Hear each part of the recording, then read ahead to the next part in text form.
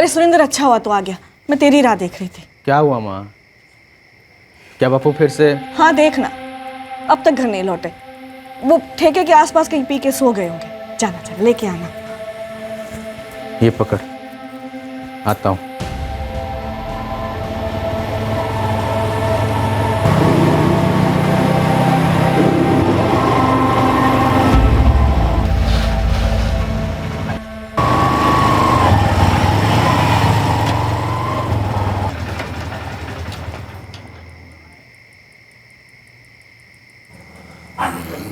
बापू, बापू। हाँ, कौन है? बापू मैं सुरेंद्र। ज़्यादा हो रही थी कुछ, हाँ, और नींद भी आ रही थी, तो वही मन ने ये सोचा कि हरिराम के घर के सामने लेट लूँ थोड़ी देर। बापू कितनी बार कहा, एक मोबाइल ही रख लो, कभी भी फोन कर दो, लेने आ जाऊंगा। अरे बावड़ा हो गया कि तू है? दारू पी के खुद को तो मैं संभाल ना सकूं, और ये मोबाइल शोबाइल ने कैसे संभालूंगा मैं? पता था मेरे को तू आवेगा मेरे को लेने के लिए। अच्छा अच्छा ठीक है, चलो माँ राह देख रही है, चलो चलो चलो। चल बेटा चल चल।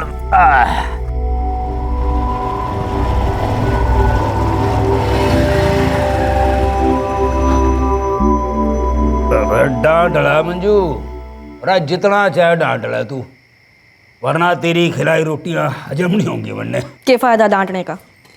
जानती हूँ पीना तो छोड़ेंगे नहीं आप, पी पा के कहीं भी पड़ जाते हो।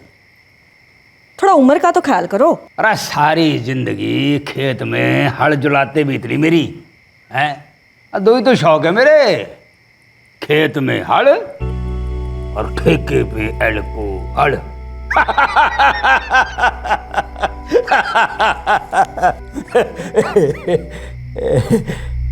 अरे सुरेंद्र बेटे, अरे चुपचाप क्यों बैठा तू?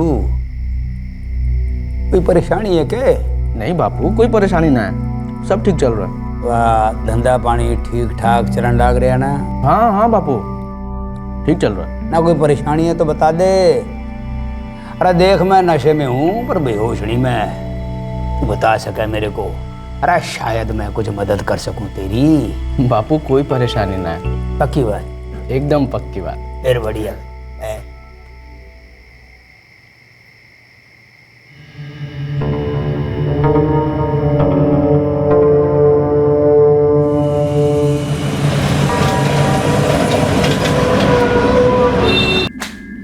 ओए कमाल कर रहा सुरेंद्र, ओए मैं अपनी रकम मांग रहा हूँ और तू टाइम मांग रहा है। और कितना टाइम दूं तन्ने हैं? और 4 महीने रुकने के लिए कहा था, मैं रुक लिया। अब वीरेंद्र जी थोड़ा टाइम और दे दो। आप तो जानते हो क्या हुआ मेरे साथ, ऐसी नौबत ही नहीं आती जो उस बिल्डर ने धोखा नहीं दिया होता। लेकिन धोखा दिया ना। कितने? 20 लाख रुपए गंवाए ना तन्ने उस दिव्यानगर की जमीन में। अब ऊपर से 15 लाख तन्ने मुझे और देने, और 1.5 लाख रुपया हो गया ब्याज का। कितने हो लिए? 16.5 लाख। और जो 20 लाख का घाटा हुआ वो अलग। देख सुरेंद्र, कम से कम 35 से 40 लाख रुपया तेरे हाथ में आएगा, तब जाके तेरी नुकसान की भरपाई होगी। हाँ सो तो है, अब आप ही बता दो ना अगर कोई रास्ता हो तो। भाई रास्ता तो है, और तेरे सामने है। क्या? यो है। यो के? और यो है तेरे बापू के बीमे के पेपर, 1 करोड़ रुपए के हैं। पिछले साल तन्ने कराया था, याद है ना? हाँ, पर इसका क्या करूं? तेरे बापू ने और भी तो कोई बीमा कराया होगा। हाँ 2 बीमे और कराए, एक 25 का और एक 15 का। 1 करोड़ 25 लाख और 15 लाख कितने हो लिए? 1 करोड़ 40 लाख। लेकिन वो तो बापू के। सही सोच रहे भाई, वो रकम तो तेरे बापू के मरने के बाद ही तेरे हाथ में आ गई। अब देख सुरेंद्र, अब तेरे प्रॉपर्टी कंस्ट्रक्शन बिजनेस की तरह जिंदगी का भी कोई भरोसा तो ना है। अब अगर तेरे बापू के ऊपर जाने का टाइम थोड़ा जल्दी आ जाए तो वीरेंद्र जी क्या बोल रहे हो आप? और ज्यादा उछलने की जरूरत ना है, मेरी बात को ठंडे दिमाग से सुन। और तेरा बापू तो हो लिया बुढ़ा, ऊपर से शराब की लत भी है उसे। ओए आज नहीं तो कल उसका लीवर फट जाएगा, या शराब पी के वो किसी ट्रक के नीचे आ वीरेंद्र जी बापू है मेरा वो, कुछ भी बोले जा रहे हो आप। ओए प्रैक्टिकल बात कर रहा हूँ, इमोशनल होने की जरूरत ना है। देख भाई सुरेंद्र, ये 1,40,00,000 रुपए छोटी रकम ना होए, तेरा कर्जा भी चुक जाएगा और तू नई जिंदगी भी शुरू कर सके। ये तेरे बापू का बीमा तेरे लिए लॉटरी बन सके। वीरेंद्र जी ऐसा क्यों ना करूं मैं। ओए तू दिल से सोच रहा है, दिमाग से भी पूछ, बहुत आसान तरीका है, हैं? अब देख, तेरा बापू तो अपनी जिंदगी जी चुका है, ओए आज नहीं तो कल मर जाना उसने, और इसकी मौत तेरे लिए नई जिंदगी बन सकती है। भाई मेरा काम था, मैंने समझा दिया, अब क्या करना है ये तो तू सोच।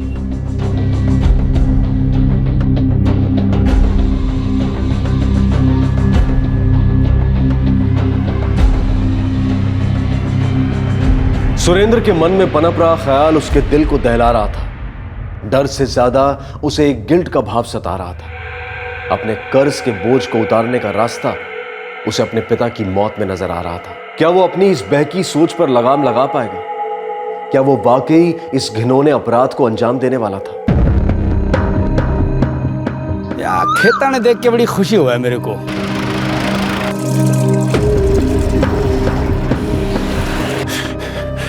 मैं अपनी रकम मांग रहा हूं।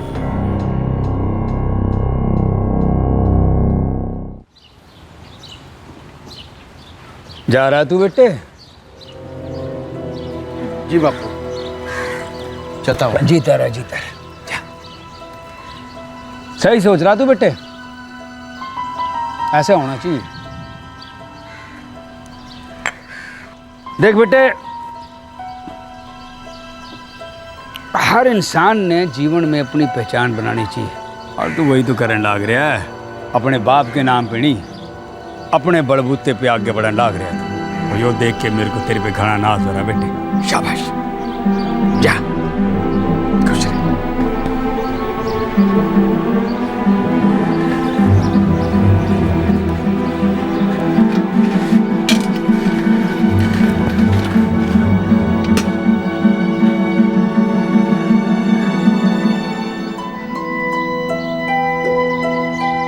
अरे वाह भाई वाह, ये तो बहुत बढ़िया खुशबू आने लग रही है। तुम एक काम करो, जाके नहा लो। और ठीक है, मैं नहा के आता हूँ, पराठों पे धावा बोल रहे, फिर खेतों में जाके सुस्ताऊंगा मैं, मजे थे हैं। लो, उठते ही कर दी ना जानने की बात। आपके ना पैर टिकते नहीं है घर में। अरे मंजू, तू भली भांति जानती है, अरे जीवन तो बीत लिया जिम्मेदारियां निभाने में। अब तो टाइम मिला मटर गश्ती करने का, मजे लेने का, और जिंदगी के मजे ले रहा हूँ भाई। वो सब ठीक है, पर रोज रोज पीना जरूरी है के? शाम हुई नहीं कि पीना शुरू। थोड़ा अपनी सेहत का भी फिक्र कीजिए। अरे फकीर ने के फिक्र भाई, है मजा आता पीने का, पी लेते हैं। और जहाँ खटिया मिले सो लेते हो। अरे मंजू, ये गांव के जितने भी लोग अपने दोस्त ही तो हैं। अरे उनका आंगन अपना आंगन, जहाँ मन किया बैठ लिए, जहाँ मन किया लेट लिए। अरे तू चिंता मत किया कर, परांठे बना तू फटाफट, मैं भी आया ना आके। आपसे ना कोई बातों में नहीं जीत सकता। और तेरे ते ना परांठे बनाने में।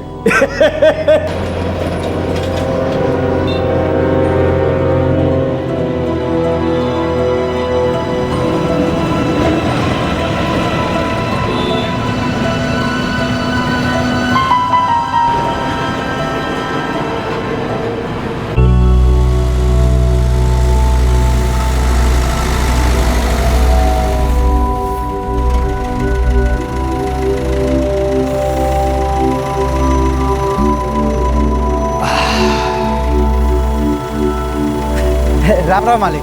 राम राम रतन, राम राम। भाई क्या हाल है तेरे? आशीर्वाद है मालिक। मालिक कुछ चाय वगैरह मंगाओ मालिक? ना ना ना, क्या शानी चाहिए, अभी रोटी खा के निकला मैं काते। भाई बात यो है यार, खेता ने देख के बड़ी खुशी हुआ है मेरे को, इसीलिए यहाँ पे चला आता हूँ। भाई तुम अपना काम चालू रखो, जाओ, मेरे पाछे भागने की जरूरत नहीं है। जाओ काम करो, जाओ जाओ जाओ। वाह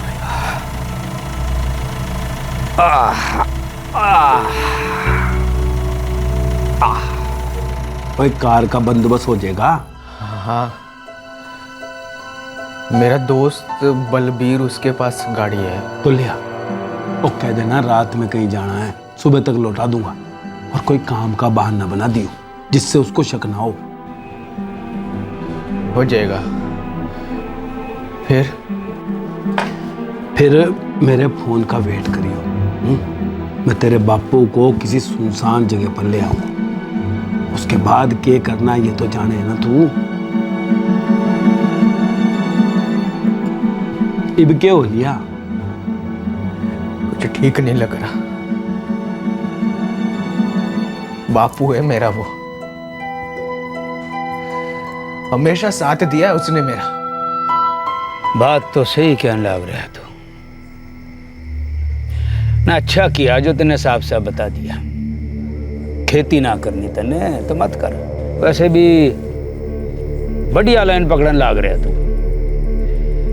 ये आजकल कंस्ट्रक्शन और प्रॉपर्टी का जो बिजनेस है बड़ा फैलन लग रहा है हरियाणा में। अरे जमीनों के दाम भी बढ़िया मिलन लग रहे हैं। हाँ चल तू काम शुरू कर, मैं तेरे साथ हूँ। थैंक यू बापू। देखना अब जी जान लगा दूंगा, कुछ बन के दिखाऊंगा आपको।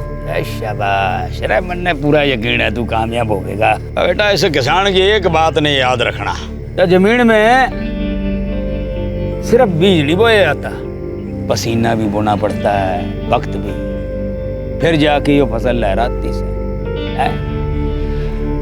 ऐसे बेटे तेरे बिजनेस में भी ना ये उतार चढ़ाव तो आते रहेंगे, पर हार नहीं मानना, मेहनत और लगन ते डटे रहना। कुछ ठीक नहीं लग रहा वीरेंद्र जी। तो तेरे साथ कौन सा ठीक हुआ? और तुझे किसी ने धोखा नहीं दिया होता तो तू क्या है मुसीबत में पड़ता? और सुरेंद्र, धंधा ईमानदारी और मेहनत से ही नहीं चलता है, उसमें दुकानदारी और कमीनापन भी होना चाहिए। और ये भी कुछ सोचने की जरूरत ना है, जो तूने ठान ली वो कर। देख सुरेंद्र, ये इंश्योरेंस के पैसे वो आगे या पीछे और तन्ने ही मिलने वाले थे। बस यूं समझ ले कि आज तन्ने जरूरत थी तो मिल गए। पर बापू, भाई बापू की नहीं, अपनी सोच। ये वक्त जज्बाती होने का नहीं है, वो ऐसा मौका दोबारा नहीं मिलेगा। वो इसे हाथ से मत जाने दे। अब तू जा गड्डी लेकर आ और बाकी सब मुझ पे छोड़ दे।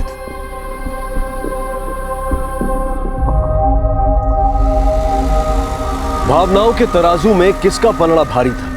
धंधे में हुए नुकसान से सर पर चढ़े कर्ज का, या बेटे के पिता के प्रति फर्ज के कर्ज का?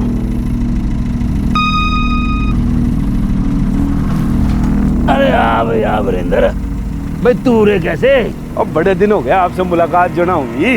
चल गप्पे हाँकते हैं ना। बोल, अब यूं रुखे सुखे बैठने का क्या मजा है ताऊ हैं? और गिलास शिलास हाथ में हो तो कोई बात बने, क्या बोलते हो? भाई बात तो एकदम ठीक कहने लग रहा, पर भाई ये भी तो सूरज बिना ढला। 2 फुट अंदर जावेंगे तो सूरज तो अपने आप ढल जाएगा। और बात यूं है ताऊ कि मेरा एक क्लाइंट इंश्योरेंस के प्रीमियम के साथ 2 विलायती बोतल भी पकड़ा गया। आपसे बढ़िया कंपनी तो पीने के लिए मिले ना, इसीलिए आपके पास चला आया। भाई बिलाती हुए देसी, अपने को क्या फर्क पड़ा है भाई? मतलब तो पी के कमला होने से है?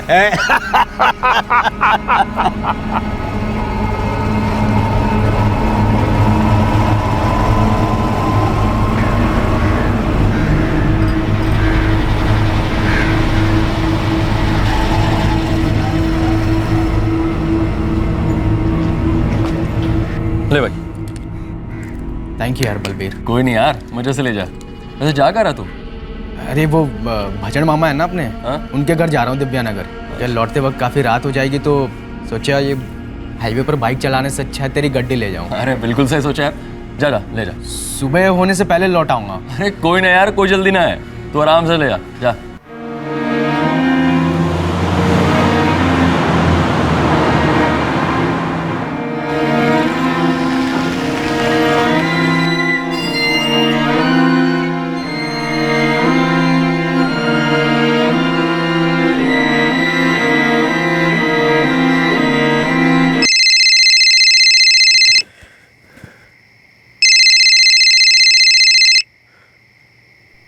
हाँ माँ। हाँ बेटे, कहाँ है तू? घर कब आएगा? माँ तू खाना खाकर सो जा, मुझे थोड़ा काम है, आने में देर हो जाएगी। बेटे तेरे बापू नहीं आए अब तक, वो लौटते वक्त कहीं दिख जाए तन्ने तो साथ में ले आना है। हाँ माँ। कोशिश करूंगा।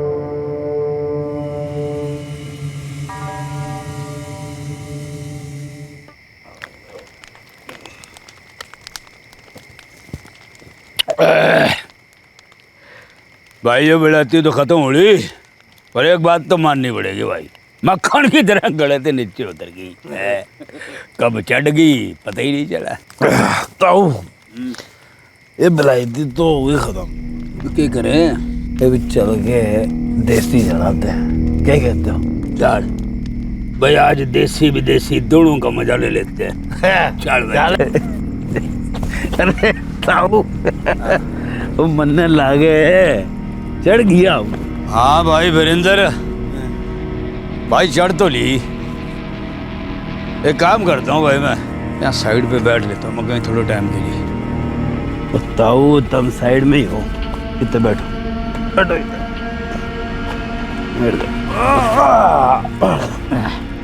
ताऊ। और मैं ना सुरेंद्र को बुला लेता हूँ, वो आपको आगे ले जाएगा। बुला ले, तू बुला ले सुरेंद्र ने, मैं थोड़ी देर लेट लेता हूँ यहाँ पे तब तक है। अरे मेरा पढ़ना कित गया भाई?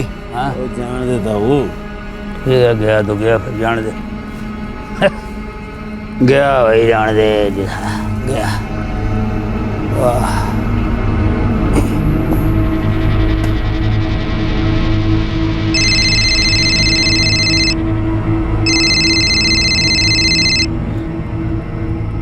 तैयार है ना तू? हाँ तैयार हो। हम लोग यहाँ पहुँच चुके हैं और तेरा बापू बेसुध पड़ा है सड़क पे, तू गड्डी लेकर आ जा। और सुन रहा है ना तू? हाँ सुना। जल्दी आ जा, मैं तब तक तेरे बापू को ना बीच में लटाता हूँ।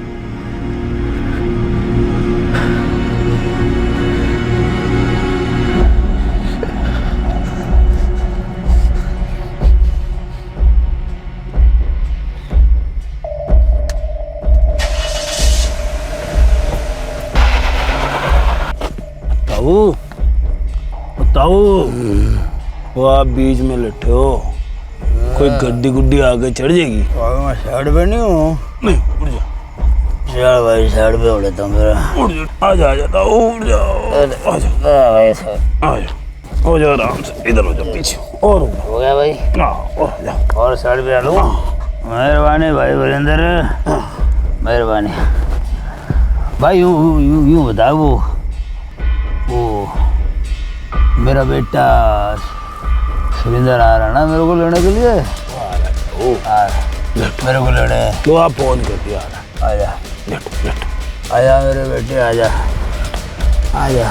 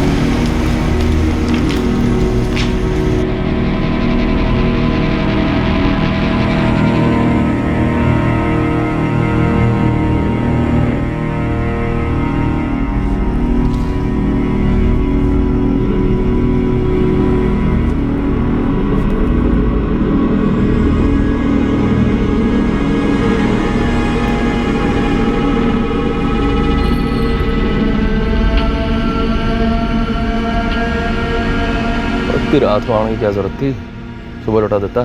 चल अब आ गया तो नहीं सोचा सुबह चला जाना। नहीं यार बलवीर, घर जाऊंगा, माँ को बोल के आया था। ठीक है फिर तो जा।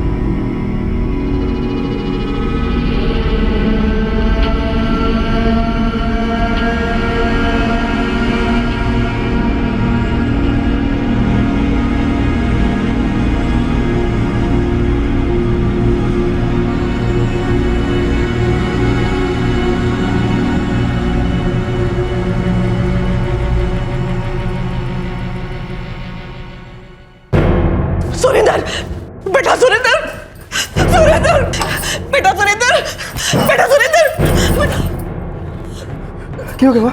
वो रतन आया है। तू रो क्यों रही है? क्या कह रहा है रतन?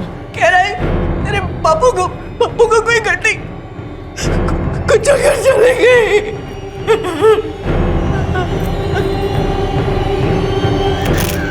अब उसका मकसद था अपने पिता की इंश्योरेंस पॉलिसी के पैसे हासिल करना, लेकिन क्या यह साजिश कामयाब होने वाली थी?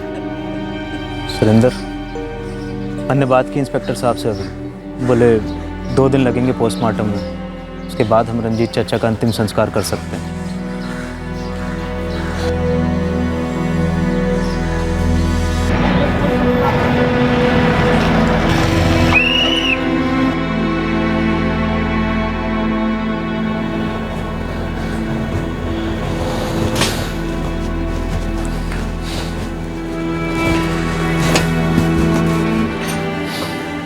देख सुरेंद्र, जो तेरे चेहरे की मायूसी देख के तो किसी को शक ना होगा, लेकिन तेरी आंखों का डर मन ने डरा रहा है। बस संभाल अपने आप को।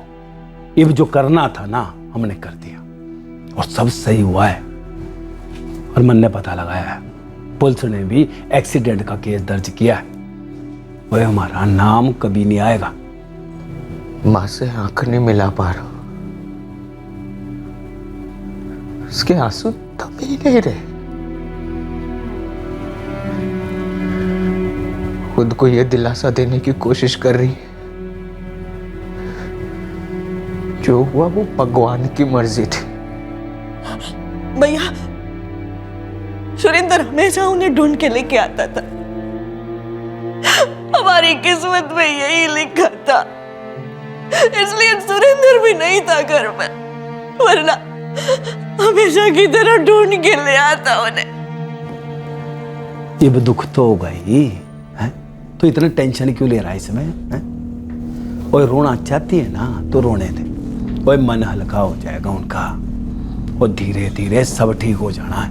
और काम की बात ध्यान से सुन, 1 हफ्ते में इंश्योरेंस का क्लेम फाइल करना है, और 1-2 महीने में तेरे अकाउंट में पैसा आ जाना है। उसके बाद अपना कर्जा चुका देना। वो एक बार तेरा कर्जा चुकता हो गया, और फिर बेटे का फर्ज निभाना और खुश रखना अपनी माँ को, है? वह भी संभाल अपने आप को।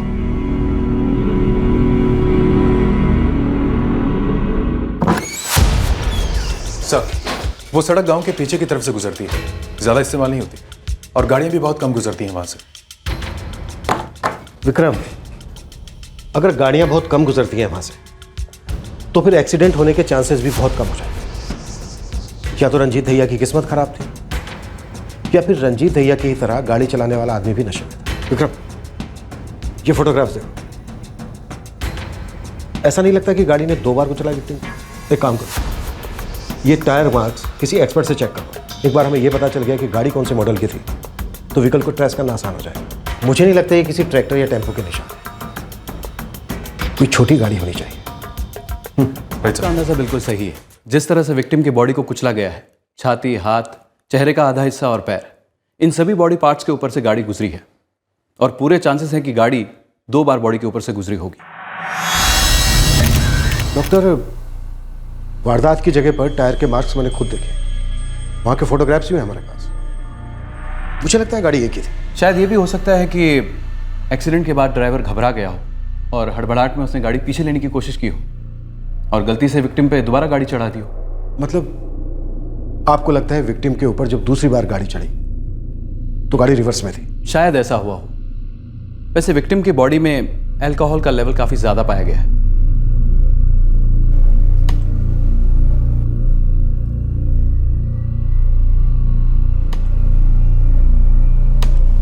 सर, ये दोनों टाइम मार्क एक ही कार के हैं? लगता तो ऐसा ही है, लेकिन डिटेल स्टडी के बाद ही मैं कंफर्म कह पाऊंगा।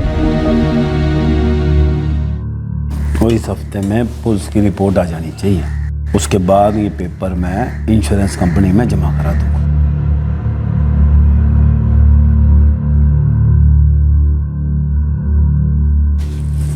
सुरेंद्र, वो संभाल, कुछ ही दिनों की बात है, समझा? क्या कहती है आपकी रिपोर्ट? कुछ शक करने वाली बात है क्या? जी, ये बात तो श्योर है कि एक ही मॉडल की गाड़ी विक्टिम को 2 बार को चल के गई, लेकिन एक बार भी गाड़ी रिवर्स में नहीं थी। टायर्स पर जो ट्रेडमार्क्स हैं इनसे साफ पता चलता है गाड़ी जब विक्टिम की बॉडी के ऊपर से रोल हुई तो दोनों बार टायर्स आगे की ओर घूम रहे थे।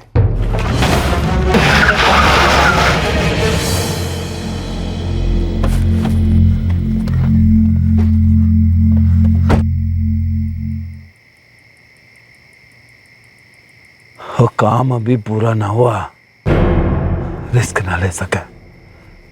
गाड़ी पीछे ले सुरेंद्र, वो गाड़ी पीछे ले।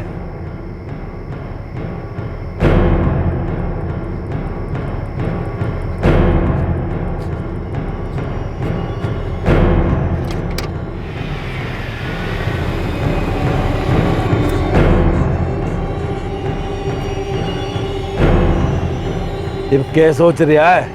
तो चढ़ा दे गाड़ी, अब बचने का चांस ही नहीं रहेगा। चल चढ़ा सुरेंद्र, चढ़ा दे गाड़ी। मैंने सारे फोटोज चेक किए, गाड़ी रिवर्स में तो ली गई थी लेकिन बॉडी से सेफ डिस्टेंस मेंटेन करते हुए। इस फोटो में सड़क पर जो टायर मार्क्स हैं वो रिवर्स के हैं। फिर से गाड़ी विक्टिम की डायरेक्शन में आगे बढ़ी और दोबारा उसे कुचलकर निकल गई। आपको लगता है ये एक्सीडेंट नहीं बल्कि मर्डर है, जिसे एक्सीडेंट बनाने की कोशिश की गई? पूरे चांसेस है ऐसा होने के। और इस तरह रंजीत दहिया की मौत के पीछे रची गई साजिश की बू पुलिस ने सूंघ ली। पुलिस को लगने लगा कि एक्सीडेंट की आड़ में एक हत्या का षड्यंत्र छुपा था। सुरेंद्र और वीरेंद्र की चाल उल्टी पड़ती दिखाई दे रही थी। हाँ मंजीत बोल। सब्जी रंजीत दहिया काफ़ी खुशमिजाज आदमी था और काफ़ी पैसे वाला भी। गाँव में अच्छी ज़मीन और फसल से अच्छी कमाई होती है उसकी। पैसे को लेकर कोई दुश्मनी थी उसकी? अभी तक तो उसके बारे में जिससे बात की वो तो अच्छा बोल रहे हैं साहब जी। शराब की आदत थी उसे? कभी कोई झगड़ा? ये तो पूरा गांव जानता है साहब, वो दारू पीने का शौकीन था और दारू पी के तमाशा नहीं करता था। हाँ, एक अटपटी आदत थी कि ज़्यादा दारू पीने पर जहाँ मन करे वहीं लेट जाता था। मनमोजी था साहब जी। उसकी ये मौज तो उसके घर वालों को पसंद आने से रही। उसकी बीवी और लड़के के साथ कोई झगड़ा था उसका? ऐसा तो कुछ नहीं साहब। हाँ, पर सुरेंद्र अपने बाप की तरह किसान नहीं बनना चाहता था। उसका अपना अलग से धंधा है, कंस्ट्रक्शन और प्रॉपर्टी। बाप और बेटे में कोई रंजिश थी? नहीं साहब, रंजीत ने तो धंधा शुरू करवाने में सुरेंद्र की मदद की थी और सुरेंद्र भी अपने बाप का पूरा ख्याल रखता था। कभी कभी रंजीत के ज़्यादा दारू पीने पर सुरेंद्र ही हिफाजत से घर लाता था अपने बाप को। मंजीत, हमें लगता है कि रंजीत दहिया का एक्सीडेंट नहीं हुआ, उसे मारा गया। दाल में कहीं कुछ काला तो है। सर जी, 3 महीने में यही ज़मीन की कीमत 1.5 गुना ऊंची हो जाएगी।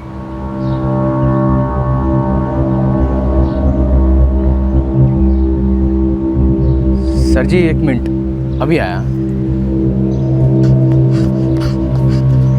क्यों कह रहा था? सुरेंद्र भैया, पुलिस आपके घर आई थी, माँ जी को अपने साथ थाने ले गई है। माँ को? क्यों? भैया कह रहे थे कुछ सवाल जवाब करनी है मालिक के एक्सीडेंट के बारे में। कल खेत पे भी शाम और सुखबीर से एक आदमी पूछताछ कर रहा था। जी उनकी आदत ही कुछ ऐसी थी, पीने के बाद होश नहीं रहता था, कहीं भी सो जाते थे। मैं अक्सर अपने बेटे सुरेंद्र को भेजती थी, वो उन्हें ढूंढ के ले आता था। और जब सुरेंद्र काम से बाहर होता वो सुबह ही घर आते थे। उस रात जब देर रात तक वो घर नहीं लौटे तो आपको उनकी फिक्र तो हुई होगी? हाँ जी, पर क्या करती, सुरेंद्र भी उस रात काफी देर से लौटा था। मैंने यो मानकर मन मना लिया कि सुबह तक वो आ ही जाएंगे, पर वो... आपके पति की किसी के साथ दुश्मनी थी? कोई मारना चाहता था उन्हें? नहीं साहब, वो बहुत ही भले इंसान थे, सबसे अच्छे से बात करते थे, खुद खुश रहते थे, सबको खुश रखते थे। बस यो पीने की आदत थी। कोई ऐसा जिसे उनकी मौत से फायदा होने वाला हो? उनको मार के किसको क्या फायदा हो सकता था? शायद हमारी किस्मत में यही लिखा था। मन ने तो लगता है आपका शक बेबुनियाद है सब। नहीं मंजू जी, हमारा शक बेबुनियाद नहीं है। वारदात की जगह से हमें ऐसे सुराग मिले हैं जो ऐसा इशारा करते हैं कि एक्सीडेंट नहीं था। मेरा मतलब एक्सीडेंट किया गया जानबूझकर, जान से मारने के इरादे से। साहब जी, दाल में छिपा कंकर दिख गया। जिस रात रंजीत भैया का कत्ल हुआ था ना, उसका बेटा सुरेंद्र घर पे ही नहीं था। ये तो जानता हूँ मैं, उसकी माँ ने खुद बताया। कुछ और बता। क्या ये बताया कि उस रात वो अपने दोस्त बलबीर की कार लेकर कहीं बाहर गया था? कार लेकर? कहाँ गया था वो? मंजू जी, उस दिन आपका बेटा सुरेंद्र कहाँ गया था? अपने किसी काम से ही गया हुआ था। और कहाँ? बंदे ना पता, पर काफी देर से लौटा था। घर की एक चाबी उसके पास भी रहती है। मेरे सो जाने के बाद ही लौटा था। आपके कोई भाई हैं सुरेंद्र के मामा जो दिव्यानगर में रहते हैं? हाँ जी, बज्जन शेरावत नाम है मेरे भाई का। क्या सुरेंद्र उस रात उनसे मिलने गया था? नहीं तो वो गया होता तो मैंने जरूर बताता। ये बात आप यकीन से कह सकती हैं? बेहतर होगा आप अपने भाई से फोन पर पूछ लीजिए।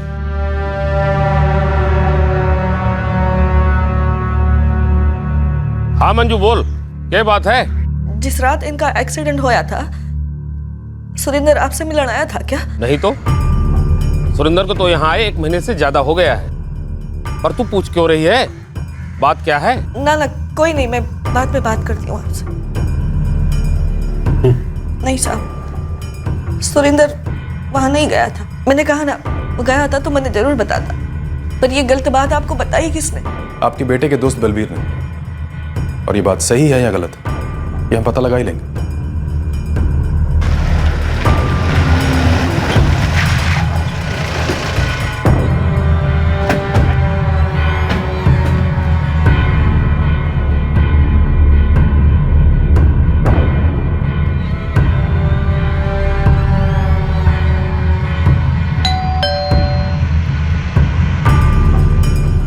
मुझे बताया तो था कि वो अपने मामा के घर दिव्यानगर जा रहा है। उसने गाड़ी कब लौटाई तुम्हें? सर जी, काफी रात हो गई थी, मैं नींद में था तो टाइम ठीक से याद नहीं। पर आप ये सब क्यों पूछ रहे हो? सर,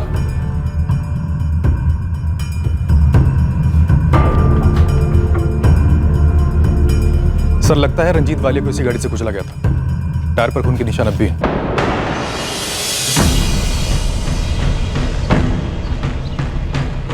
खून के धब्बे? क्या हुआ सर जी? बलबीर, क्या तुम बता सकते हो कि ऐसी क्या वजह हो सकती है कि सुरेंद्र ने अपने पिता की हत्या कर दी? क्या बात कर रहे हो सर जी?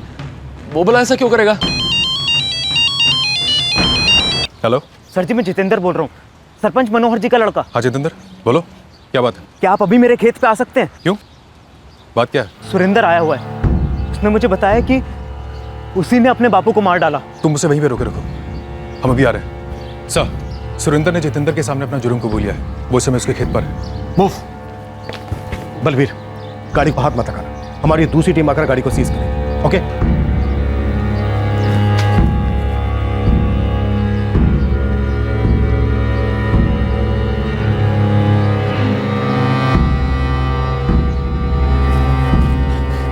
भाई, गड्डी का इंतजाम हो गया क्या? हाँ हो गया, थोड़ी देर में आ जाएगी, तो टेंशन ना ले। भाई, मुझे बहुत घबराहट हो रही है यार। मुझे कहीं दूर जाना है यहाँ से। पुलिस वाले माँ को पूछताछ के लिए लेके गए, मुझे भी ढूंढ रहे होंगे यार। मैं मानता हूँ मुझसे बहुत बड़ी गलती हो गई, पता नहीं क्या हो गया था मुझे। तू मुझे निकाल सकता है यहाँ से? तू संभाल देगा भाई, निकाल ले मुझे यहाँ से। शांत हो जा, देख मैं हूं ना तेरे साथ, तो घबरा मत। मैं जेल नहीं जाना चाहता यार। साले, तूने पुलिस को बुलाया? सुरेंद्र, मेरी बात सुन। तूने वादा किया था कि तू निकालेगा मुझे यहाँ से। तूने भरोसा तोड़ दिया मेरा। सुरेंद्र, देख सुरेंद्र, देख तू एक गलती कर चुका है, देख दूसरी मत कर। अरे सुरेंद्र, नहीं, पुलिस वाले आ जाएंगे। देख सुरेंद्र, मेरी बात सुन, भागना फिजूल है। सुरेंद्र, मेरी बात सुन सुरेंद्र। जितेंद्र, अच्छा क्या तुम जो वक्त पर फोन करते? सुरेंद्र, हमने सबसे पूछताछ की, सबका यही कहना है कि तुम्हारे अपने पिता के साथ अच्छे रिलेशन थे। तुम्हारी माँ ने भी यही कहा। फिर ऐसी क्या वजह थी कि तुमने अपने पिता की हत्या कर दी?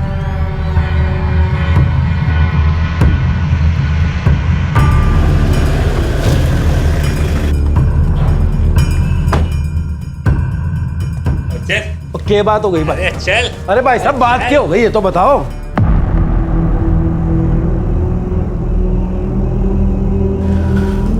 मंजू जी, सुरेंद्र ने अपना जुर्म कबूल कर लिया है। ये नहीं हो सकता।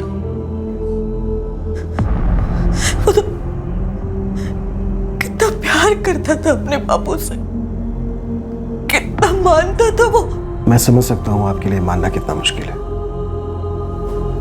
पर सच यही है कि आपके बेटे सुरेंद्र ने खुद अपने पिता की जान ली है।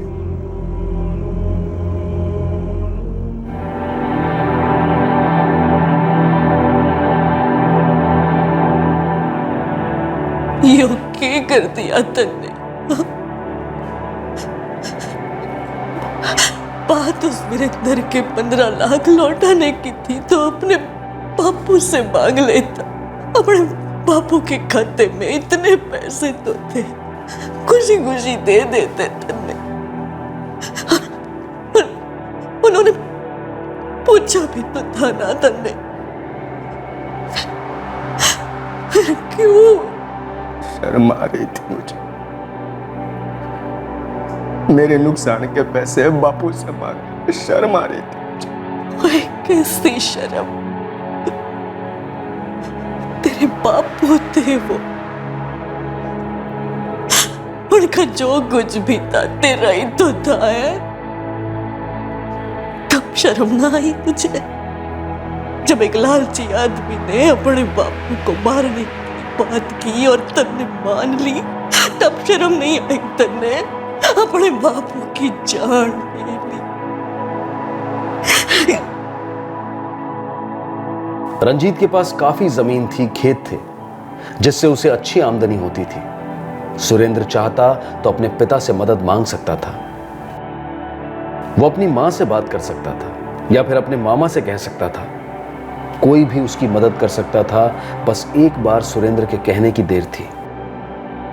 आज सुरेंद्र को अपने किए पर पछतावा हो रहा है। जब इंसान किसी अपने की जान लेता है तब पश्चाताप की आग उसे मरते दम तक तड़पाती है, जिसमें आज सुरेंद्र तड़प रहा है। जब से इस साजिश का आगाज हुआ तब से हर कदम पर एक गिल्ट फीलिंग, कुछ गलत होने का एहसास बार बार सुरेंद्र को हो रहा था। जज्बाती तौर पर देखा जाए या फिर किसी और नजरिए से, हर लिहाज से उसका यह कदम गलत था, लेकिन फिर भी सुरेंद्र ने अपने जज्बात को, अपनी भावनाओं को किनारे करते हुए इस अपराध को अंजाम दिया। उसका यह सोचना सरासर नादानी थी कि उसके अपने पिता के खून से सने हाथ कभी हथकड़ियों में नहीं जकड़े जाएंगे और वो अपने पिता की बीमा की रकम से अपनी जिंदगी संवार लेगा। सुरेंद्र ने उस इंसान की सांसें छीन ली जिसने जिंदगी के हर मोड़ पर उसका साथ दिया और हमेशा देता। जरूरत थी तो सिर्फ उस इंसान से बात करने की, उसके सामने अपना हाल बयां करने की। लेकिन बड़े दुख की बात है कि कर्ज के बोझ से छुटकारा पाने के लिए सुरेंद्र ने अपने पिता के खून का बोझ उठाना बेहतर समझा।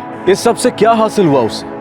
उसने अपने पिता को खो दिया, अपनी जिंदगी बर्बाद की और इस अपराध का सबसे बड़ा खामियाजा भुगतना पड़ा उसकी मां को, जिसने अपने पति को खो दिया, अपने बेटे को अपने पति का कातिल बनते देखा और अब उसे इस गुनाह की सजा काटते देखेगी।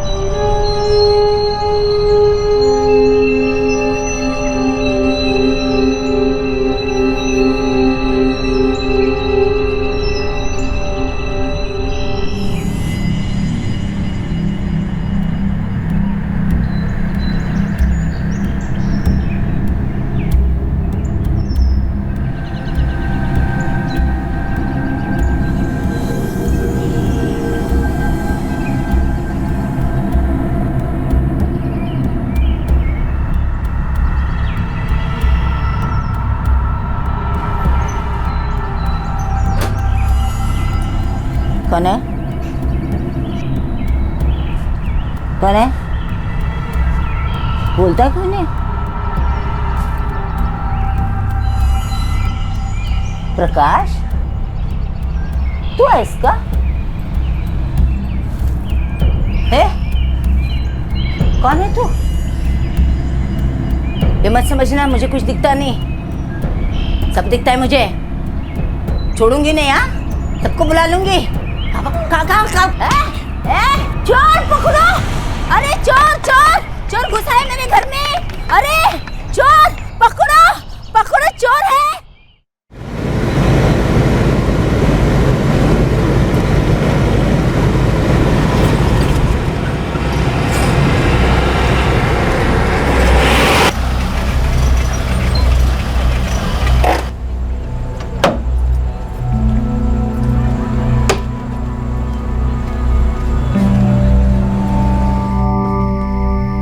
तन्वी, खाना तैयार है, थाली लगा दे सबकी।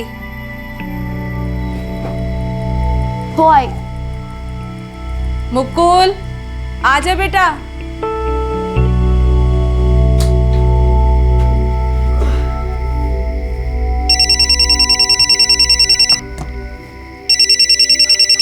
हाँ प्रकाश, बोल, कैसा है?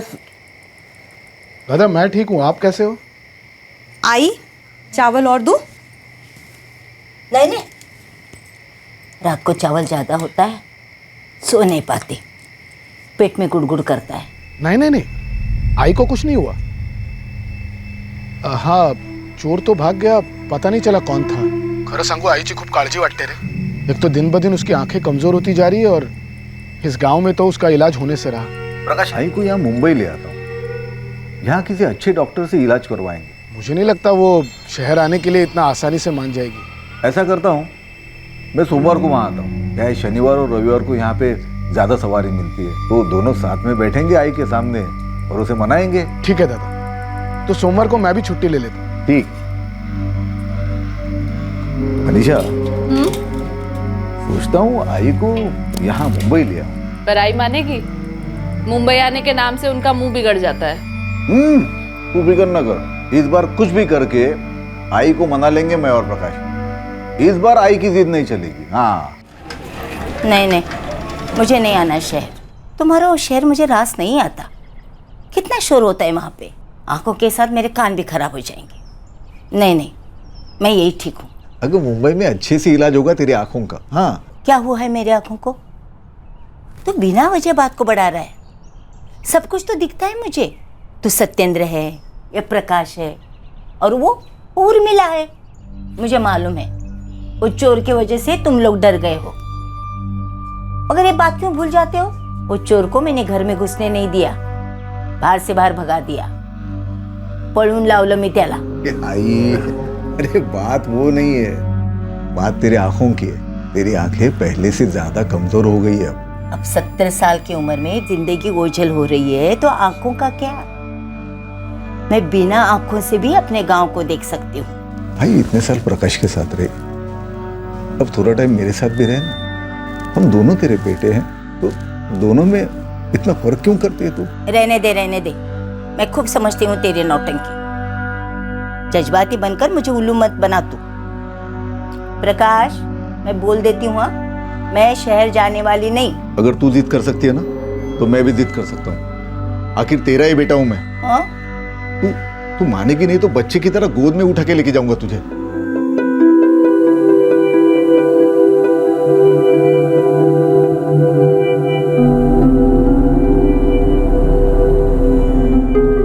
रेणुका मोरे की नजर धुंधली पड़ती जा रही थी, इसलिए उनका बड़ा बेटा सत्येंद्र जिद करके उन्हें अपने साथ मुंबई शहर ले आया ताकि अपनी मां की आंखों का बेहतर इलाज करवा सके। लेकिन शहर में इस बुजुर्ग महिला के साथ जो अनहोनी घटी, उसके बारे में किसी ने सोचा भी नहीं था। 2000 की घड़ी लेना मतलब पैसों की बर्बादी है। आजकल तो वो मोबाइल पे टाइम, तारीख सब पता चलता है।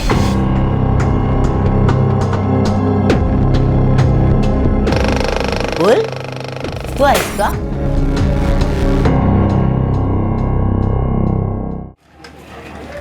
अरे मुकुल, 2000 रुपए मतलब बहुत ज्यादा है। आई, मैं जा रही हूँ। हाँ बेटा। अजी, मैं ये थे। संभल के जाना। हाँ बेटा। बाबा, ये 2000 वाली सस्ती ही है, इससे भी महंगी घड़ियां होती है। अरे बाड़ा देख, अभी मैं, तेरी आई, तू, तन्वी चारों कमा रहे, इसके लिए घर के लिए कुछ पैसे बचा पा रहे। ये 2000 की घड़ी लेना मतलब पैसों की बर्बादी है। अच्छा, तेरी खुद की पगार 3000 रुपए और इतनी महंगी घड़ी ले रहा है तू? हाँ, आजकल तो वो मोबाइल पे सब कुछ दिखता है, टाइम, तारीख सब पता चलता है, तो घड़ी की क्या जरूरत है? अगं आजी, तुला समजणार नाही, वो काम करते वक्त हर बार मोबाइल तो नहीं देख सकता ना मैं, और वक्त के साथ चलने के लिए ये क्लाइमेट घड़ी होना बहुत जरूरी है। आई तू थाम, तुझे घड़ी चाहिए ना? हाँ। मनीषा सुन, वो अलमारी में मेरी घड़ी पड़ी है ना, वो इसे दे देते। वैसे भी अलमारी में पड़ी है, मैं तो पहनता नहीं। देखती हूँ मैं। बहुत महंगी घड़ी है, उस टाइम मैंने 4000 रुपए की ली थी। वाह बाबा, आप तो अभी मुझे लेक्चर दे रहे थे बचत का, और आपने 4000 की घड़ी खरीदी थी। तब कोई डिस्काउंट चल रहा था 70% का, तो 1200 में पड़ी थी। की कीमत तो वैसे 4000 रुपए थी।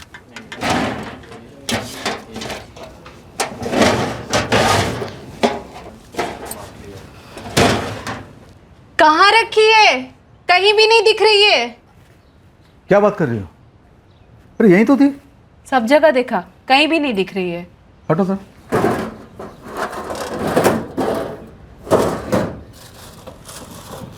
क्या हुआ? नहीं मिली? तुम बिना चीजें कहाँ रखती हो? बिल्कुल नई घड़ी थी, एक बार भी नहीं पहनी थी मैंने, यहीं रखी थी। कहाँ जाएगी? अरे मुझे क्या पता, मैंने तो काफी दिनों से देखी तक नहीं है। कहाँ जा सकती है? बाबा, आप मुझे ऐसे क्यों देख रहे हो? मुझे तो आज ही पता चला है घड़ी के बारे में।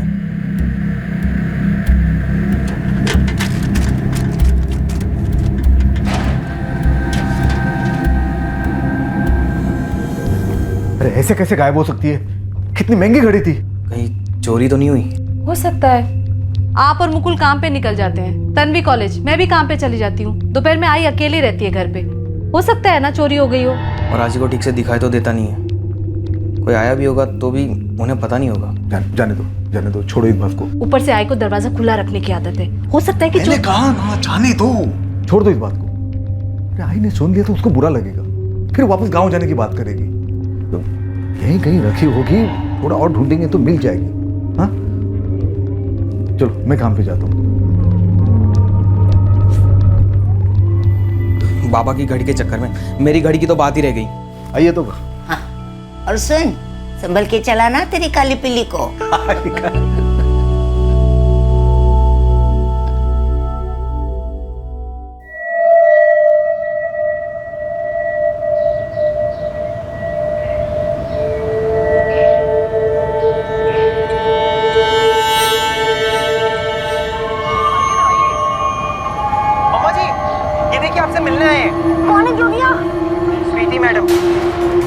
हमारी चीफ गेस्ट है।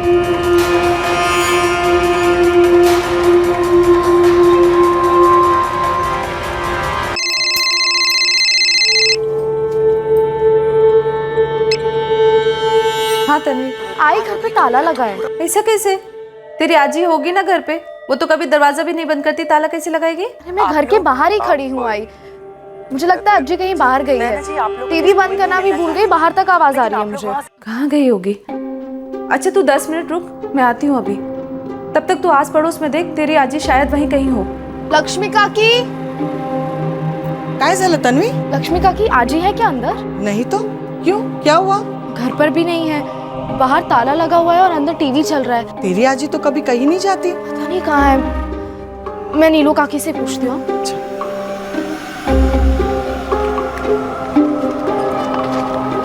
क्या हुआ? आई अज्जी कहीं नहीं मिली मुझे। ले पकड़।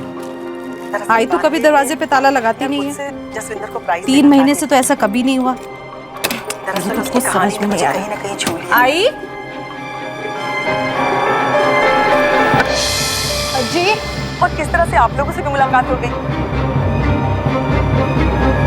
आप लोगों ने आई आई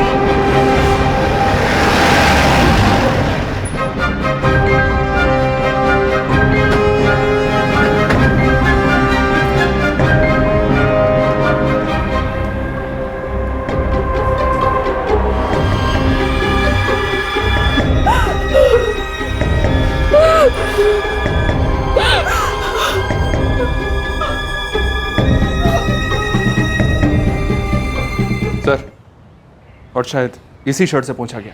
घर वालों से पता करो ये शर्ट किसकी?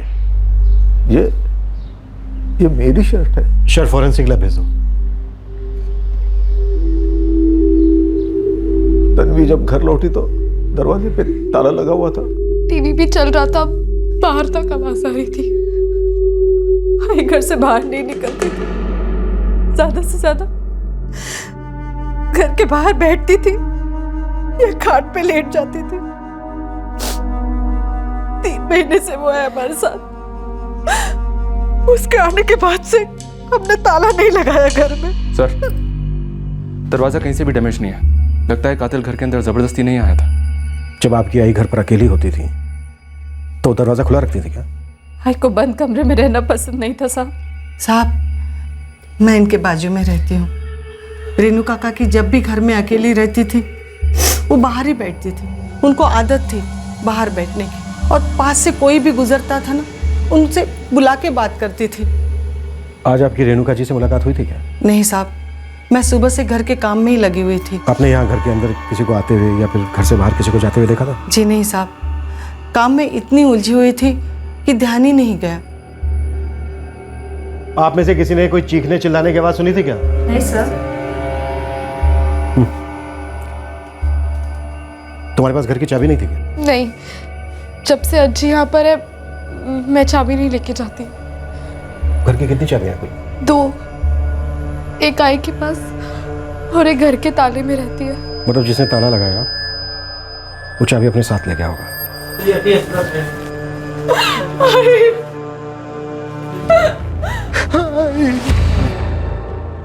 3 महीने पहले गांव से शहर आई 70 साल की रेणुका मोरे की किसी ने बेरहमी से हत्या कर दी। ये murder case Mumbai crime branch के लिए चुनौतियों से भरा रहा। इस केस से जुड़े सवाल तो कई थे लेकिन जवाब बहुत कम।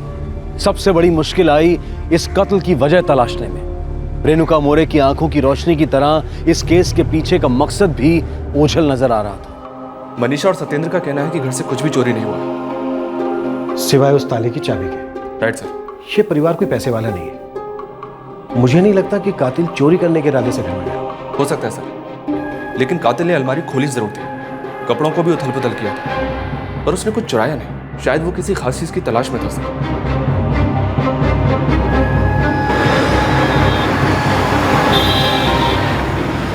आई नहीं जाना चाहती थी शहर, लेकिन हमारी जिद की वजह से गई।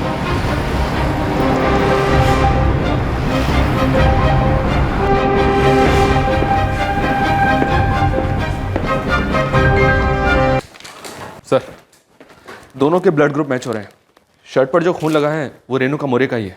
मतलब कातिल ने फर्श पे गिरे खून को इसी शर्ट से साफ किया। जाहिर सी बात है, कातिल ने टीवी की आवाज तेज रखी ताकि विक्टिम के चीखने चिल्लाने की आवाज किसी को सुनाई ना दे। सत्येंद्र ने बताया सर कि उसकी माँ की आंखें कमजोर थी, वो दिन में भी ठीक से नहीं देख पाती थी। शायद कातिल भी इस बात से वाकिफ था। उसे लगा होगा कि घर में वो आसानी से दाखिल हो जाएगा और अपना काम करके निकल जाएगा। रेणुका मोरे ने उसे रोकने की कोशिश की होगी, दोनों में झड़प हुई होगी, पर इस झड़प में रेणुका जी की मौत हो गई। सबसे अजीब बात तो यह है सर कि कातिल ने दरवाजे पर ताला बाहर से लगाया और फर्श भी साफ किया। और जब ये कत्ल हुआ तो परिवार के सभी लोग घर से बाहर थे। सबसे पहले तन्वी घर पर लौटी, उसी ने घर पर ताला लगा दिया। उसी ने अपनी आई को बताया, मंगेश कल तन्वी को थाने बुलाओ, इस वारदात की फिर से जांच शुरू करते हैं, शायद कोई कड़ी छूट गई।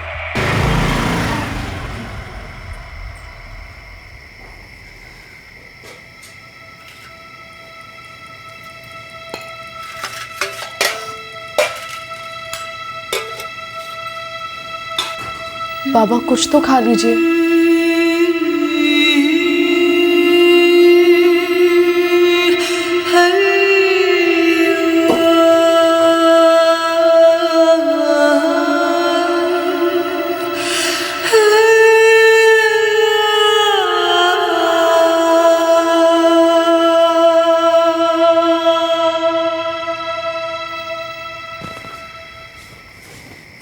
आई क्राइम ब्रांच से फोन आया था, कल बुलाया है।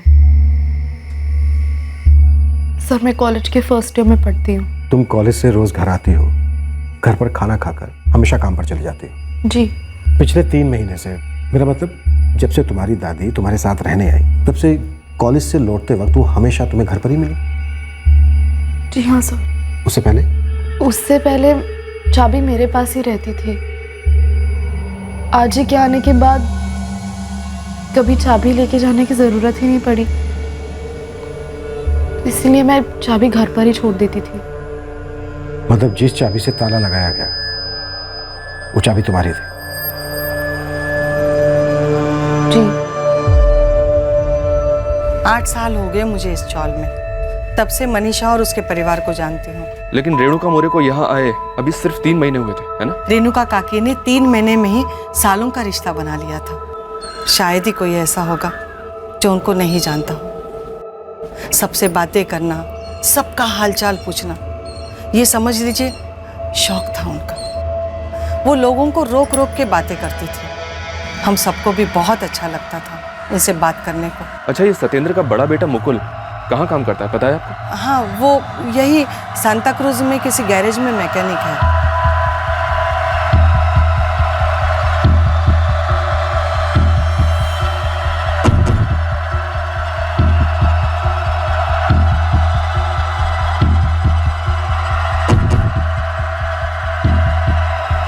यहाँ ताला हमेशा यहीं रखते हैं और चाबी उसके अंदर, पर पिछले 3 महीनों से ताला लगाने की जरूरत ही नहीं पड़ी। अच्छा, आप अपनी माँ की आंखों का इलाज कौन से अस्पताल में करवा रहे थे? जी वो स्टेशन के बगल में सरकारी अस्पताल है, वहां पर। आंख नजदीक लाइए। हाँ। और नजदीक लाइए।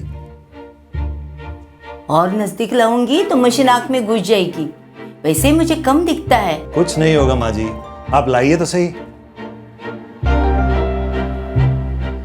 दोनों आंखों की कॉर्निया काफी डैमेज हो चुकी है। ऐसे केसेस में ज्यादा कुछ नहीं कर सकते, आपको उनका ख्याल रखना होगा, क्योंकि वक्त के साथ आंखें और कमजोर हो जाती हैं। कोई तो इलाज होगा। मैं गांव से शहर आई को इसी उम्मीद में लेके आया हूँ। एक ही तरीका है, ट्रांसप्लांट करना होगा, लेकिन इस उम्र में ऑपरेशन कामयाब होने के चांसेस बहुत कम है। आई गांव में रहना चाहती थी, शहर में रहना उसे पसंद नहीं था, लेकिन मैंने जिद की, उसे जबरदस्ती यहां पर लेके आया। इतने सालों से वो आपके साथ रह रही थी? जी हाँ साहब।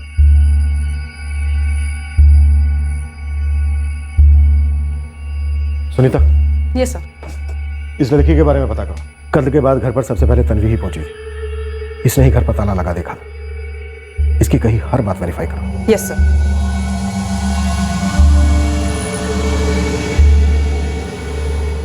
साहब ये मुक्कुल स्टेशन के पास काबरा के गैरेज में काम कर रहा है, 12वीं तक पढ़ा है, ईमानदारी से काम करता है। शक करने लायक कोई बात? साहब ये लड़का शौकीन मिजाज है, लेकिन शक करने वाली बात कोई सामने नहीं है। ऐसी बातें सामने नजर नहीं आती हैं रफीक, खोद के निकालनी पड़ती हैं। दरवाजा खुला था जब कातिल घर में आया, और जब गया तब ताला लगा कर गया।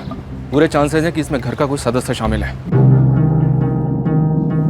दादा, पुलिस ने थाने पे बुलाया है,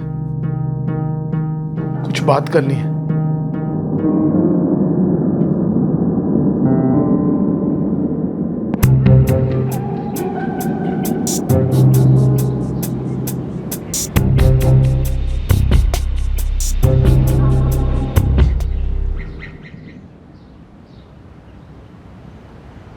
उर्मिला, एक घर में काम बाकी है, 2 बार मैडम का फोन आ चुका, मैं निपटा कर आती हूँ, तू यहाँ देख लेना। हाँ हाँ भाभी, मैं संभाल लूंगी।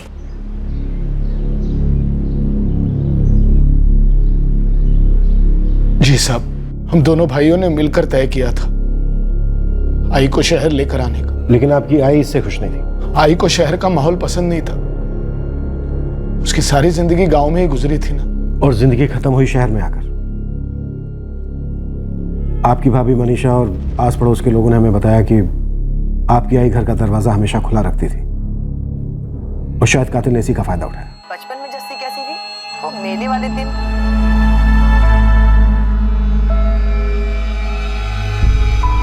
मेरे कहने का मतलब है कि मेले वाले दिन के पहले वो मासी की दुकान थी जी। सच्ची में अब यकीन नहीं करोगी जी, तूफान मेल थी एकदम। नहीं मम्मा जी, मैं ऐसे नहीं थी। ओए ऐसे कैसे नहीं थी? सबूत है जी मेरे पास। 1 मिनट में अभी लेके आता हूँ फोटो एल्बम, आप देखो। इसकी सुपरमैन बन के खड़ी है। मैं ये जानना चाहता हूँ कि क्या सत्येंद्र को पसंद नहीं था आपकी आई का यहाँ आना? पसंद नहीं था मतलब? मतलब ये कि सत्येंद्र का अपनी आई के साथ कोई मनमुटाव था, आपके साथ कोई अनबन थी, कोई झगड़ा था गांव की जमीन को लेकर या गांव के घर को लेकर? नहीं साहब, सत्येंद्र दादा ऐसे नहीं है। आई की तो बहुत अच्छी बनती थी उनसे। 20 साल से दादा शहर रहते, मुझसे ज्यादा कमाते, और हर 3 महीने बिना चुके आई को पैसे भी भेजते थे, ताकि गांव में मैं उनका इलाज अच्छी तरह से करवा सकूं। जब हम दोनों को आई की बहुत फिक्र थी, और इसीलिए दादा ने खुद कहा था कि वो आई को शहर ले जाएंगे और वहां उसका इलाज करवाएंगे। हाँ सुनीता बोलो। तन्वी की सारी डिटेल्स निकाली हैं, उसके दोस्तों से भी बात की है सर, लेकिन ये शक करने लायक जैसा कुछ निकला नहीं। पढ़ने में काफी अच्छी है तन्वी और पार्ट टाइम जॉब भी करती है ताकि फैमिली को सपोर्ट कर पाए। काफी सिंसियर है और ये बॉयफ्रेंड वगैरह का भी कोई चक्कर नहीं है। ठीक है सर, सत्येंद्र के बेटे मुकुल के बारे में पता किया। गैरेज में मैकेनिक है, थोड़ा बनठन के रहने का शौक है, लेकिन कोई बुरी आदत या संगत नहीं है। उसके मालिक ने भी कहा कि बड़ी लगन के साथ काम करता है। सत्येंद्र, मुकुल, तन्वी और मनीषा सबके बारे में अच्छा ही सुनने को मिल रहा है, लेकिन हमें सिर्फ सच सुनना। क्या वाकई में फैमिली में किसी को रेणुका मौर्य से कोई प्रॉब्लम नहीं थी? सर मुझे लगता है कि इस केस में जो सबसे बड़ी चीज मिसिंग है वो है वजह। वजह? उस दिन कातिल किसी इरादे से घर में गया था। शायद उसे रेणुका जी से कुछ चाहिए था या फिर घर से, लेकिन क्या?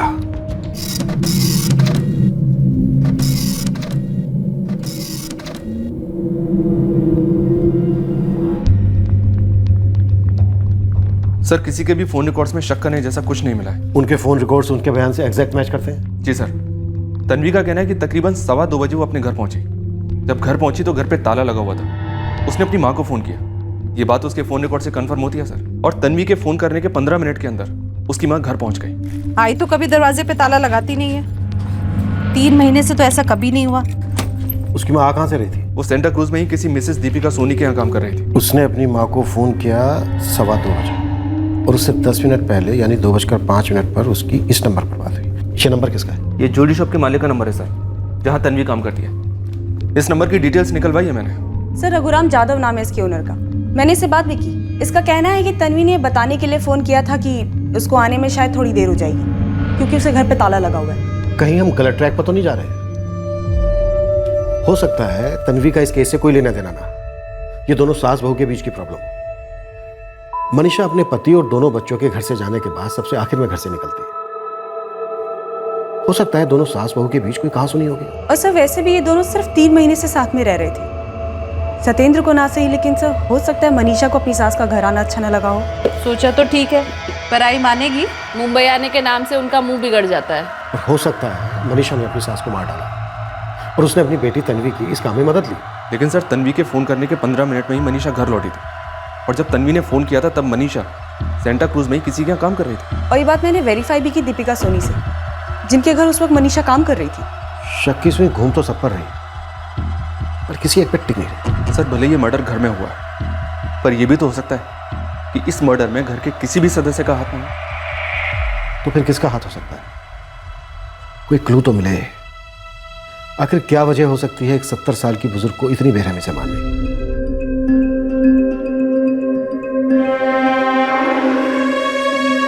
सत्येंद्र लगातार क्राइम ब्रांच के चक्कर काटता रहा, इस उम्मीद में कि शायद पुलिस को कोई सुराग मिला हो या उसकी मां के कातिल का पता लगा हो।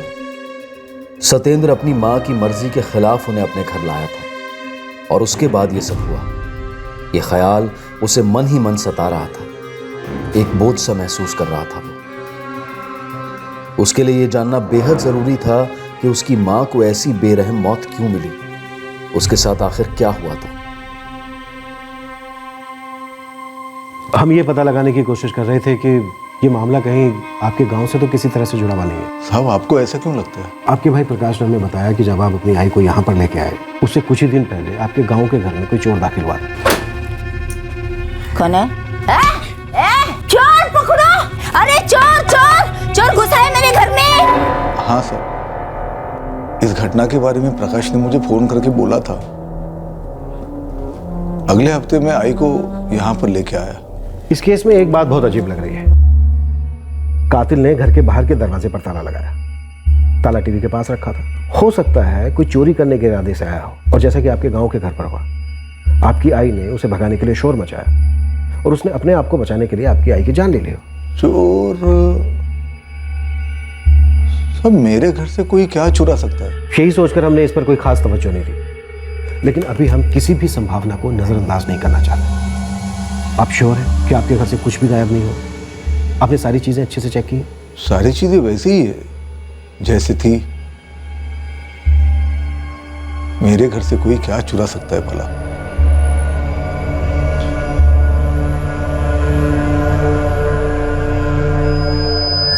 हाँ साहब, कुछ दिन पहले मेरी घड़ी गायब हो गई। ऐसे कैसे गायब हो सकती है? कितनी महंगी घड़ी थी? 4000 की घड़ी थी साहब। 1 मिनट, ये घड़ी गायब कब हुई? मालूम नहीं साहब, आई के गुजरने के करीब 1 हफ्ते पहले पता चला। आखिरी बार अपनी घड़ी ये कब देखी थी? वो आई को गांव लेने गया था, तब सोचा था पहन के जाऊं, लेकिन फिर ख्याल आया कि रास्ते में कहीं चोरी हो गई, कहीं खो गई, तो इसलिए नहीं पहनी। बस वो आखिरी बार मैंने घड़ी देखी थी। इसका मतलब घड़ी आपकी आई के यहाँ आने के बाद गायब हुई? शायद। हो सकता है घड़ी किसने चुरा ली हो आपके घर से। देखिए, आपकी आई घर के बाहर बैठती थी, कभी कभी वहाँ सो भी जाती थी, दरवाज़ा खुला रहता था, उनकी आंखें भी कमज़ोर थी, तो हो सकता है किसी ने मौके का फ़ायदा उठाकर आपके घर से आपकी घड़ी चुरा ली। हो सकता है। ज़रा सोच के बताइए, उन 3 महीनों में आपके घर पर कोई आया था? खास करके तब जब आपकी आई के अलावा घर पर कोई नहीं था। बेटा, एक टीवी ठीक करवा दे, कब से मरा पड़ा है। दोपहर के टाइम में चौल में भी कोई नहीं दिखता, तुम लोग काम पे चले जाते हो, मेरा वक्त नहीं कटता। ठीक है, कल मैकेनिक को बुला देता हूँ। भूलना नहीं, मैं तो प्रकाश को बुलाकर गांव चली जाऊंगी। आज आई नहीं भूलूंगा, लेकिन ये बार बार गांव जाने की धमकी मत देना। चले तो। उसी दिन मैंने एक टीवी मैकेनिक से बात की, अगले दिन वो घर पर आ गया।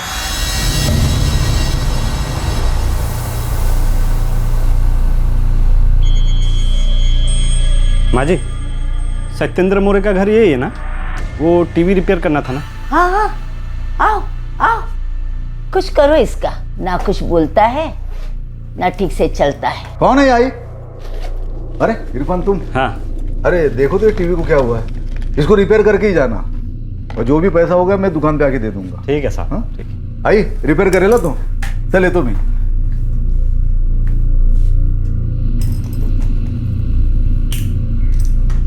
बेटा, कितना टाइम लगेगा? माँ जी, पहले देखने तो दीजिए, क्या दिक्कत है, पहले पता तो चल जाए। आई इते हाँ,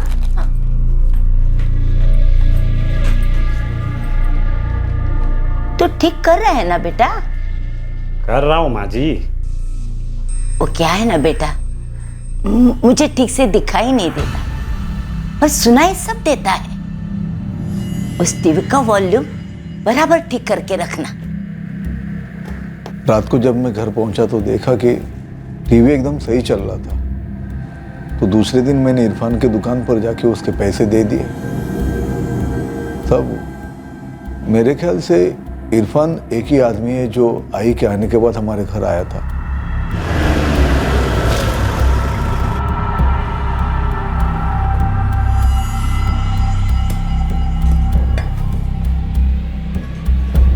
ये इरफान शेख की दुकान है? हाँ साहब, यही है। कब खुलती है? पता नहीं साहब, इरफान तो ईद का चांद है, उसे खुद को पता नहीं रहता वो कब निकलेगा। गांजा पी के पड़ा होगा कहीं, 1 नंबर का गंजेड़ी है साहब। इरफान शेख रहता कहाँ है? इसी चौल में रहता है साहब, ये सामने वाली गली में।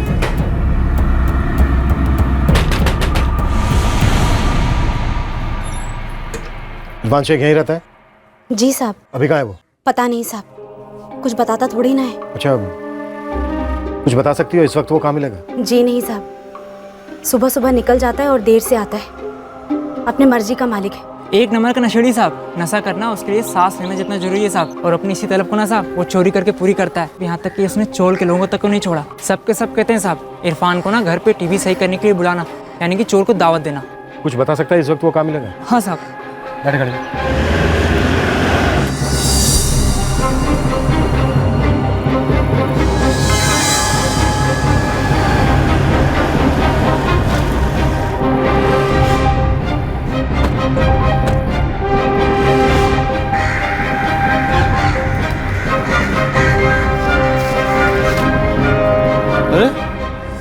ये क्या किया साहब, क्या दिक्कत है?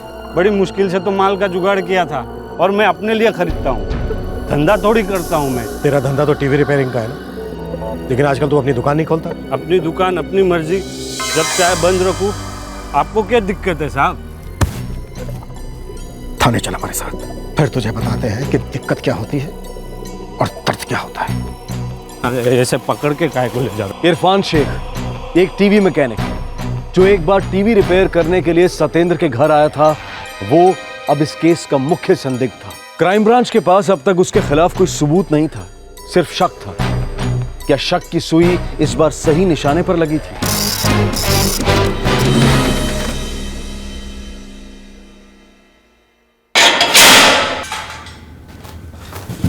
मेरे को अंदर क्यों डाला है साहब? मैंने क्या किया है साहब?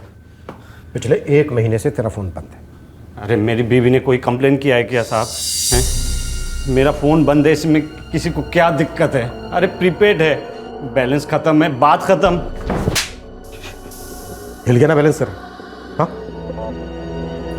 अब तू एक बात ध्यान से सुन। तेरे फोन रिकॉर्ड्स हैं हमारे पास। 3 जनवरी को तेरा फोन ऑन हुआ था और लोकेशन थी सत्येंद्र मोरे के घर के आसपास, जहां कुछ ही दिन पहले तू टीवी रिपेयर करने गया था और 3 तारीख को वापस आ गया। सही कह रहा हूं? हाँ?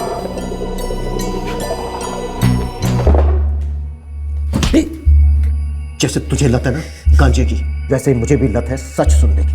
अगर तूने कुछ भी झूठ बोला तो दम मारना तो दूर, सांस लेने में भी दम लगेगा। बोल, तू नहीं मारा है ना उस बुजुर्ग औरत को? हाँ? अब तू मुंह खोलेगा या फिर मैं तुझे खोलना शुरू करूं? आखिरी बार तुझसे पूछ रहा हूं, तू नहीं मारा है ना उसको? बोल! हाँ साहब, मैंने मारा है उसे। क्यों मारा? क्यों मारा? साहब बुरी हालत हो गई थी साहब, नशा चाहिए था मुझे साहब, लेकिन माल खरीदने के लिए मेरे पास पैसे नहीं थे। मैंने सोचा बुढ़िया के पास कुछ न कुछ मिल जाएगा। पहली बार गया था ना, सब मिला था। अरे मान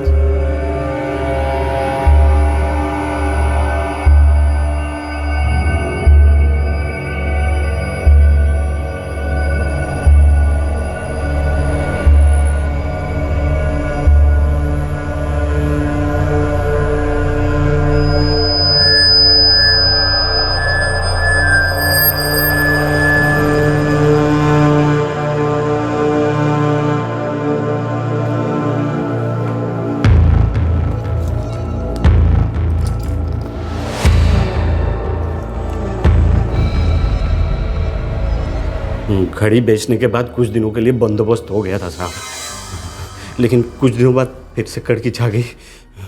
मुझे बड़ी तलब लगी हुई थी, गांजा चाहिए था मुझे, लेकिन माल खरीदने के लिए माल नहीं था साहब मेरे पास।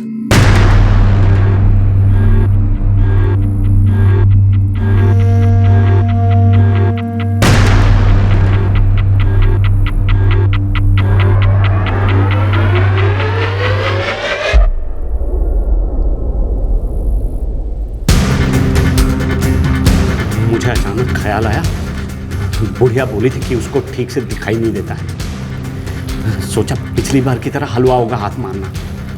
मुझे उस वक्त गांजे के अलावा कुछ नहीं दिखाई दे रहा था।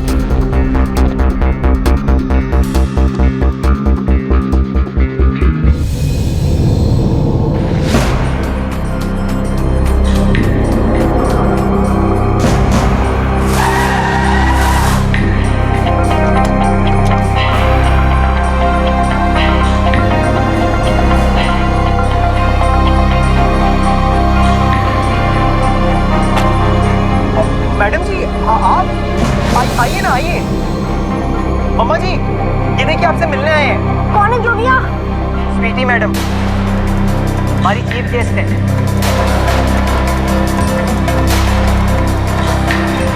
पूरी अलमारी छान मारी पर कुछ नहीं मिला। भेजा घूम रहा था मेरा।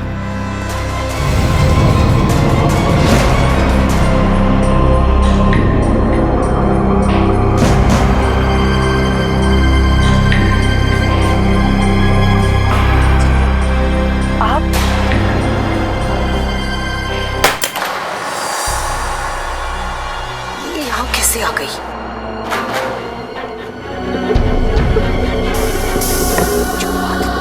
कौन है? अगर बाहर आ गई तो मेरा तो पूरा भांडा बोल, ही जाना है। तू है इसका? कौन है रे?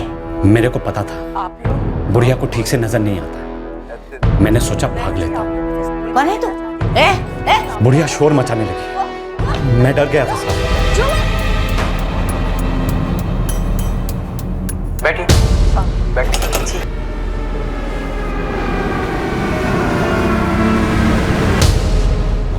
सब उल्टा हो गया साहब।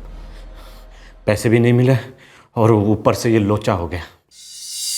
फिर मैंने अपना मोबाइल बंद कर दिया और दुकान जाना भी छोड़ दिया साहब। घड़ी कहाँ बेची तूने? वो एक दुकान पे बेच दी साहब, 900 मिले थे उसके। इसे उस दुकान पर लेकर जाओ जहाँ इसने घड़ी बेची थी, सबूत के तौर पर हमारे काम आए। फिर वहां से वापस लाने के बाद इसके बॉडी के हर पार्ट की जम के मरम्मत कर। साहब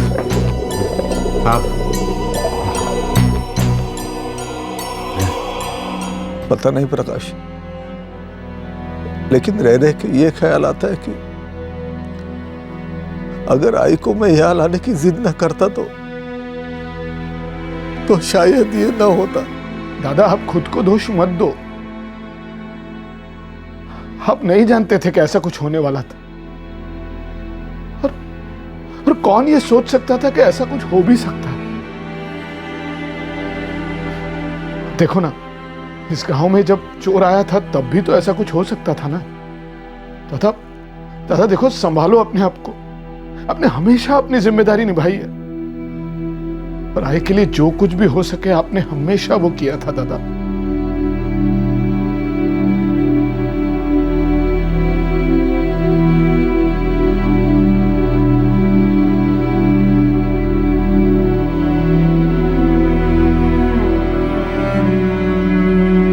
इरफान शेख पर हत्या के लिए आईपीसी की धारा 302, सबूत मिटाने के लिए धारा 201 और हानि पहुंचाने के इरादे से किसी के घर के अंदर जबरदस्ती जाने के लिए धारा 452 लगाई गई है। बेहद दुख की बात है कि ऐसी जिंदा दिल औरत की जिंदगी का अंत इस तरह से हुआ।